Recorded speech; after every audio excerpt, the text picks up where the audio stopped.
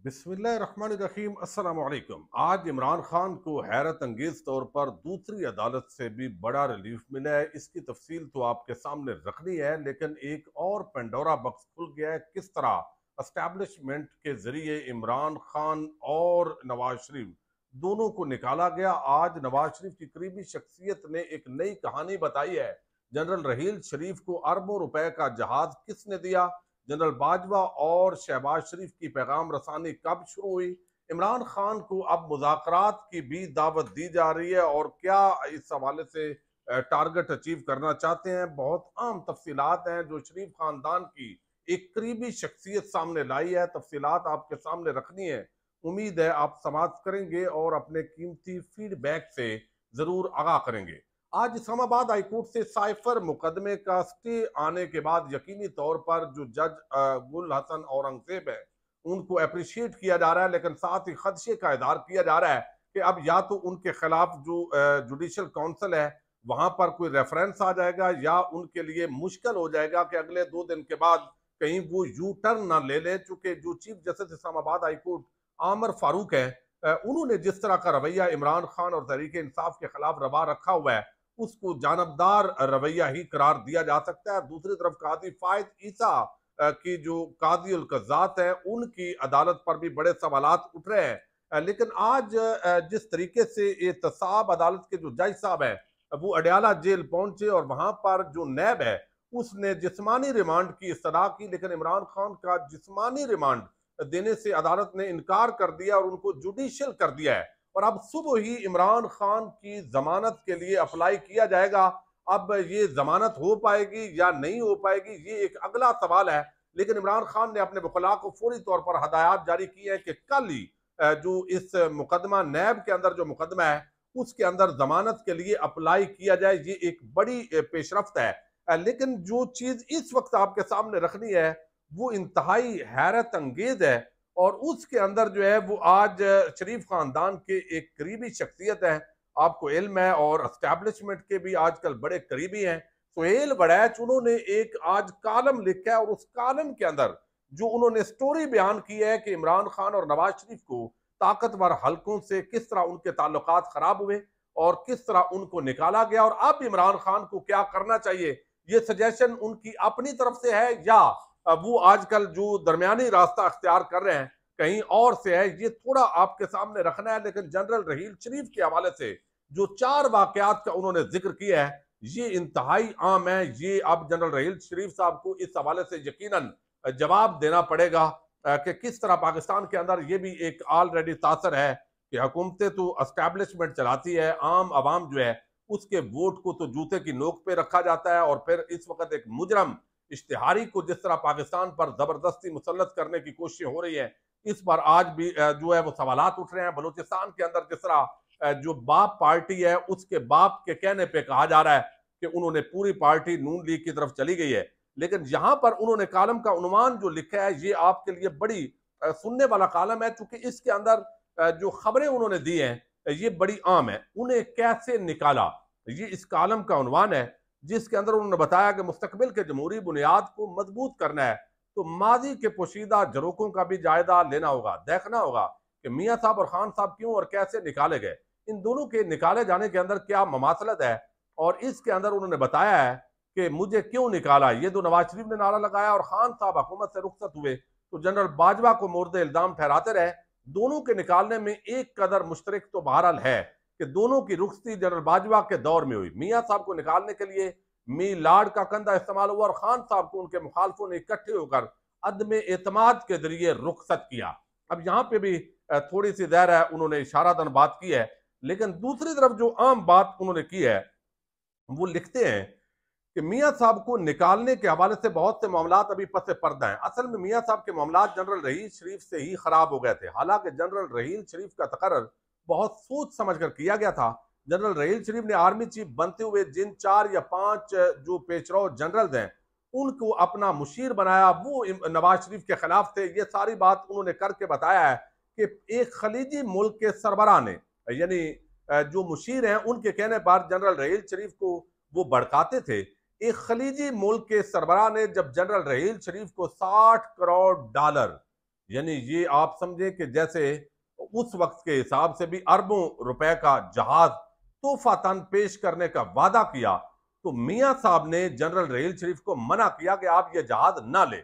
मगर रहील शरीफ ने ये बात ना मानी और वजीर आजम ने अपने सेक्रेटरी से इस हवाले से बाकायदा खत लिखवाया, मगर जनरल रहील शरीफ ने ये जहाज मंगवा लिया। तो एक तो ये आज सुहेल वड़ैच ने इंकशाफ किया है कि जनरल रहील शरीफ जो है उनको एक खलीजी अरब मुल्क ने 60 करोड़ डॉलर का जहाज दिया।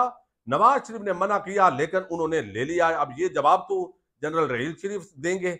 दूसरी तरफ जो है वो कहते हैं वाकया ये हुआ है कि सऊदी अरब के दौरे के दौरान जब मियां साहब की शाह सलमान से मुलाकात हुई तो अचानक उन्हें बताया गया कि जनरल रहील शरीफ मुजवजा इस्लामी फौज के सरबराह होंगे। वजीर आजम को बहुत सदमा हुआ कि उन्हें तो इल्म तक नहीं था। उन्हें अंधेरे में रखकर बाला ही बाला ये फैसला कर दिया गया। सूरत हाल कुछ ऐसी थी कि मियां साहब को फौरन हाँ करनी पड़ गई। उन्हें सोचने का वक्त मिला और ना मशवरे का। अब ये भी एक बड़ी अजीब कहानी है, क्योंकि उस वक्त हम सुनते रहे कि शायद मियां साहब ने कोशिश करके जनरल रहील को जो है वो साइड पे किया और खलीजी ममालक के साथ जो सऊदी अरब है उसके साथ मामला तय किए। लेकिन आज इंकशाफ उन्होंने ये किया है कि मियां साहब को पता ही नहीं था। एस्टैब्लिशमेंट अपने तौर पर जो जमहूरी हुकूमत है उससे बाला बाला ये मामला जो है उन्होंने तय किए। तीसरा वाकया जो उन्होंने आज लेके आए हैं, उन्होंने बताया है कि सऊदी वजीर दिफा से पाकिस्तानी वफद की मुलाकात तय थी। वजीर आजम और वजीर दिफा ख्वाजा आसफ को बताए बगैर बल्कि उनसे छुपा कर जनरल रहील शरीफ को वफद का सरबराह बना दिया गया। वजीर आजम को पता चला तो उन्होंने ख्वाजा आसफ को कहा कि नहीं, आप वफद की सरबराही करेंगे, और फिर ऐसा ही हुआ। यानी वफद बनाने पर भी यह तनादा हुआ। जनरल फिर वो कहते हैं कि चौथी बार जनरल रहील शरीफ की मुद्दत मुलाजमत में तोसी का मामला था। जनरल रहील ने कई पैगाम रसा भेजे मगर मियां साहब तोसी पर ना माने। हालांकि उन्हें यह पैगाम दिया गया कि पनामा का मामला हल हो जाएगा अगर आप उन्हें तोसी दे दें। मियां साहब ने तोसी पर नहीं माने और जनरल रहील को लेकर आए। जनरल बाजवा शुरू में मियां साहब के हामी थे। जनरल रहील शरीफ और उनके मुशीरों के खिलाफ थे। धरने में उनकी हमायत पर बाकायदा खुलेआम बोल चुके थे। मुझे कहा कि जनरल रहील शरीफ ने जहाज लेकर गलत किया था। जनरल बाजवा पनामा के मामले में ये कह गए थे कि मैं उन्हें लेकर आऊंगा। दूसरा वो चाहते थे कि डॉन लीग से जिम्मेदारों को हुकूमत से निकाला जाए। जनरल बाजवा के खिलाफ डॉन लीग्स पर फिर रिजेक्टेड का ट्वीट का उन्होंने जिक्र किया, जो उस वक्त जनरल जो आसम थे, और वो रिजेक्टेड के बाद मामला खराब हुए। अब उन्होंने इसी तनाजर के अंदर बताया कि एस्टैब्लिशमेंट ने नवाज शरीफ को निकाला और अब जो इमरान खान है उनको कैसे निकाला गया। अब यानी वोट को इज्जत दो का बयानिया तो आज नवाज शरीफ ने दफन कर दिया, क्योंकि भीख के अंदर इख्तदार जब मिलता है तो इस तरह जो है वो हल्के अंदाज के अंदर वो ले लिया जाता है। अब वो कहते हैं खान साहब को जनरल बाजवा और एस्टैब्लिशमेंट के बाकी साथी बड़े शौक से इख्तदार में लाए। नवाज शरीफ की रुखसती के बाद ही सारा वजन खान साहब के पलड़े में डाल दिया गया। 2018 में इलेक्शन में मुक्तदरा ने पूरा जोर लगाकर नून लीग को हराया और तहरीक इंसाफ को जितवाया। खान साहब इख्तदार में आ गए तो जनरल बाजवा शुरू में उनके बहुत हामी रहे। मीडिया में खान साहब पर तनकीद करने वालों को छुट्टी हो जाती थी, लेकिन उन्होंने कहा कि फिर जनरल आसिम मुनीर जो उस वक्त DGISI थे उनके हटाने पर मामला खराब हुए। फिर जनरल फैज हमीद जो है उनको मुस्तकिल तौर पर जो इमरान खान रखना चाहते थे, लेकिन एस्टैब्लिशमेंट से उस वक्त भी मामला खराब हुए। फिर जो है वो कहा गया कि मईशत बड़ी खराब है, ये बयानिया भी जनरल बाजवा की तरफ से और एस्टैब्लिशमेंट की तरफ से बनाया गया। लेकिन जो रियलिटी है वो तो ये है कि उस वक्त इमरान खान के दौरे हुकूमत में तो मईशत मजबूत थी। उस वक्त आपकी इंडस्ट्री चल रही थी, जो ग्रोथ है वो बढ़ रही थी, 6 पॉइंट पर थी। लेकिन इसके साथ ही जो टैक्स कलेक्शन है उसमें इजाफा हुआ, फिर हमारे फॉरेन रेमिटेंसेस में इजाफा हुआ, फिर एक्सपोर्ट के अंदर इजाफा हुआ, हमारी किसान जो यहाँ पे जरी इंडस्ट्री है उसके अंदर बूम आया। फिर हमने देखा कंस्ट्रक्शन इंडस्ट्री वो भी बढ़ रही थी। तो जब तमाम जो हमारी इंडस्ट्री है वो ऊपर जा रही थी, तो ये जो बयानिया बनाया गया है कि इमरान खान ने मईशत को बर्बाद कर दिया, ये तो एक जायलाना किस्म का बयानिया था, जो बाद में जो 18 महीने जो तबका यहाँ पे काबज रहा है उसकी वजह से वो मामला तो खुल के सामने आ गया है। फिर उन्होंने बताया कि अब खान साहब से ताल्लुकात खराब हुए तो उसका मदावा ये किया गया बाजवा साहब की तरफ से कि मलक मोहम्मद अहमद खान के जरिए शहबाज शरीफ से मुसलसल नामा और प्याम भी जारी था। ताम जनरल बाजवा खान साहब को हटाने के बारे में आखिर तक मुतदब्बर रहे और ये आगे उन्होंने कहानी की है। फिर जब DGISI की तैनाती का मामला था तो उस वक्त असद उमर, परवेज खटक और चौधरी फवाद चाहते थे कि किसी भी सूरत जनरल बाजवा और मुक्तदरा को नाराज न किया जाए। चुनाचे वो खान साहब पर जोर डालकर जनरल नदीम अंजम को ISI का सरबराह बनवाने में तो कामयाब हो गए, लेकिन इस दौरान जो तलखी पैदा हो चुकी थी वो कभी ठीक ना हो सकी। दोनों वज़राए आज़म इक़्तिदार से निकले तो दोनों ही जो एस्टैब्लिशमेंट है उसके खिलाफ उन्होंने बयानिया बनाया। अब वो कहते हैं कि खान साहब जो है ये लचक ना दिखा सके कि वो मुक्तदरा से नाराज हुए, यानी नवाज शरीफ का उन्होंने बताया कि मियां साहब ने मुक्तदरा के खिलाफ जारहाना बयानिया जरूर अपनाया लेकिन मुज़ाकरात के दरवाजे बंद न किए। जनरल बाजवा की तोसी का मामला आया तो अपने बयानिए के मुखालफ जाकर उन्हें तोसी दे दी।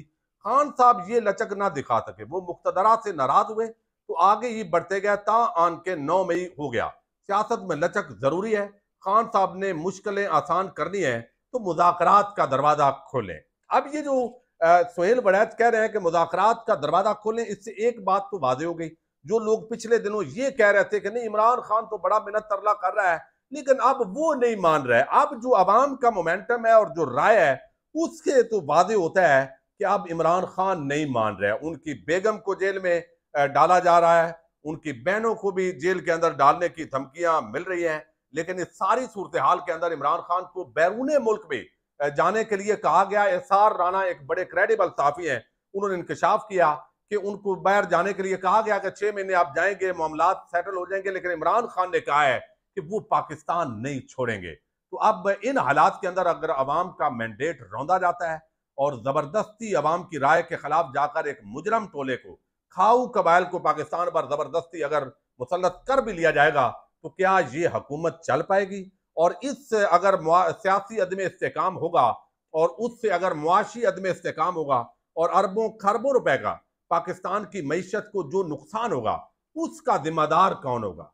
क्या खाऊ कबाइल उसके जिम्मेदार होंगे या उनको लाने वाले भी उसके अंदर जिम्मेदार होंगे? और क्या उनका कभी एहतसाब हो पाएगा? ये अगला जो मंजरनामा है वो नजर आ रहा है। देखते हैं क्या होता है। इजाजत दीजिएगा। अल्लाह हाफिज।